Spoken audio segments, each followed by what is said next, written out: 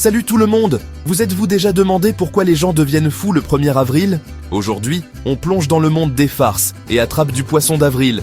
Accrochez-vous, parce qu'on va faire un voyage amusant à travers l'histoire, les pays et les canulars les plus fous jamais réalisés. Tout d'abord, c'est quoi le délire avec le poisson d'avril? Eh bien, c'est une journée dédiée aux blagues et aux poissons. En papier, les victimes de ces farces sont appelées, les poissons d'avril. Et devinez quoi? Les blagues ne sont drôles que si tout le monde rit, y compris la victime.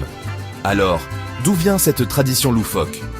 L'origine de cette tradition n'est pas totalement claire, mais l'une des explications les plus populaires remonte à la fin du XVIe siècle en France.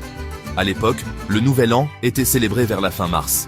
En 1564, le roi Charles IX a décidé de passer au calendrier grégorien. Déplaçant le Nouvel An au 1er janvier, certaines personnes ont eu du mal à s'y faire.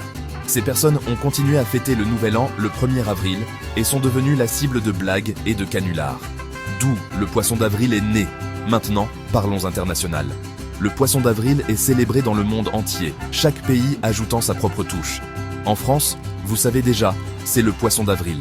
Les enfants collent des poissons en papier sur le dos de leurs amis et crient « Poisson d'avril !» Imaginez la scène à Paris, un vrai festival de poissons en papier. En Écosse, c'est un événement de 2 jours qui commence par la journée « Chasse au coucou », où les gens envoient les autres faire des courses stupides. Ensuite, il y a Télidé, axé sur les farces impliquant le postérieur. Ouais, vous avez bien entendu. Maintenant, passons à la partie juteuse, quelques-unes des farces les plus épiques de l'histoire. En 1957, la BBC a diffusé un reportage sur des spaghettis qui poussaient sur des arbres en Suisse. Des gens ont réellement appelé pour demander comment faire pousser leurs propres arbres à spaghettis. Incroyable!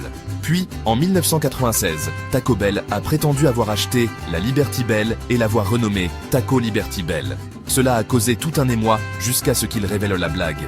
Et qui peut oublier les blagues du 1er avril de Google? Ils ont tout fait, de Google Nose, une fausse fonction de recherche d'odeur, à Google Maps pour la chasse aux Pokémon. Ces farces sont légendaires. Alors, la prochaine fois que le 1er avril arrivera, rappelez-vous, tout est dans le plaisir et le rire. Que vous soyez le farceur ou le farci, gardez l'esprit léger et profitez de la journée. Merci d'avoir regardé. Cliquez sur le bouton « J'aime » si vous avez apprécié ce voyage à travers l'histoire des farces et abonnez-vous. À la prochaine.